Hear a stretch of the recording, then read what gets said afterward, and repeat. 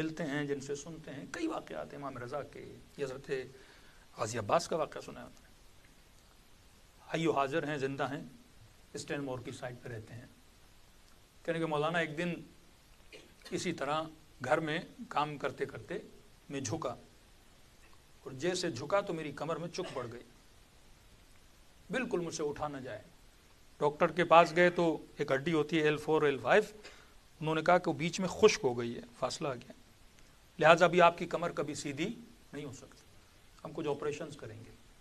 کہتے مولانا 2.5 سے 3 سال تک میری کمر ایسے جھکی رہی، میں کھڑا نہیں ہو سکتا تھا، اور کبھی کبھی مجھے کئی گھنٹوں سوچنا پڑتا تھا کہ بستر پہ میں کروٹ کیسے لوں، اور وہ درد اتنا شدید ہوتا تھا کہ میری چیخیں ہمسایوں کو سنائی دیتی تھی، ہمسائے ایمبولنس کو فون کرتے تھے اور گھر پہ ایمبولنس آتی تھی۔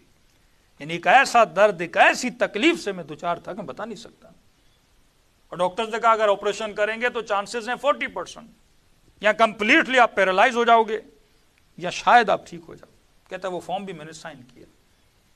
اب 2.5 سال ایک بندہ سوچیں رکوع کی حالت میں ہو، 2.5 سال کمل سوکھ جاتی ہے وہیں پہ انسان کی، چلا نہ جائے، سویا نہ جائے، کروٹ بدلی نہ جائے، کھانا کیسے کھائے، واش روم کی تکلیف ہے، وہ ساری تکلیف اپنی جگہ۔ کہ ایسے ہی کسی نے کہا کہ اب آپریشن سے پہلے ایک زیارت کربلا ہوا، میں نے کہا چلا جاؤں کیونکہ پتہ نہیں اس کے بعد میں زندہ بھی رہوں کہ نہیں رہوں۔ اب کہہ رہا اس نیت سے نہیں گیا کہ شفا لینے جاؤں، اس نیت سے گیا کہ اہل بیت کا آخری دیدار کر لوں، اور اگر مر گیا تو قبر میں اللہ ان کی مجھے شفاعت عطا کرے۔ کہتا ہے اس طرح غازی عباس کے حرم میں گیا، ڈیلی جاتا تھا، رات کو دعائیں کرتا تھا، اسی طرح جھک کے جس طرح آدمی جاتا ہے، رکوع کی حالت میں ڈیلی جاؤں اور ڈیلی آؤں۔ کہتا ہے ایک دن رات کا وقت تھا، حرم میں بالکل رش نہیں تھا، تو میں حضرت عباس کی جو زری ہے اس کو بوسہ دے رہا تھا اور اپنے آخرت کے لیے دعائیں کر رہا تھا۔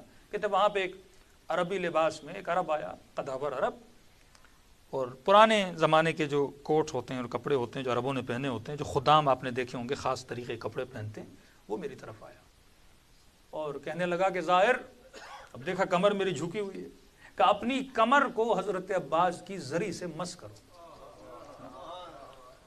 اب آپ کو پتا ہے کہ پاکستانیوں میں ادب بہت زیادہ ہوتا ہے، عقیدے کے اعتبار سے ادب بہت ہوتا ہے۔ اس نے کہا نہیں، ہم کمر نہیں کرتے حضرت عباس کی طرح، میں ایسے ہی چہرہ کر کے جاتا ہوں۔ پھر اس نے ڈانٹا مجھے، کہا تجھے تکلیف ہے اپنی کمر کو زری سے مس کرو۔ تو میں نے دیکھا کہ وہ کیا کر رہا تھا، کبھی زری پہ ہاتھ لگا کے آنکھوں پہ لگا رہا ہے، کبھی دل پہ لگا رہا ہے۔ جو مریض تھے وہ اپنے وجود کو حضرت عباس کی زری سے کیا کر رہے تھے، مس کر رہے تھے۔ کچھ نے رسیاں باندھ کے حضرت عباس کی زری کے ساتھ خود کو کیا کیا ہوا ہے، باندھا ہوا ہے۔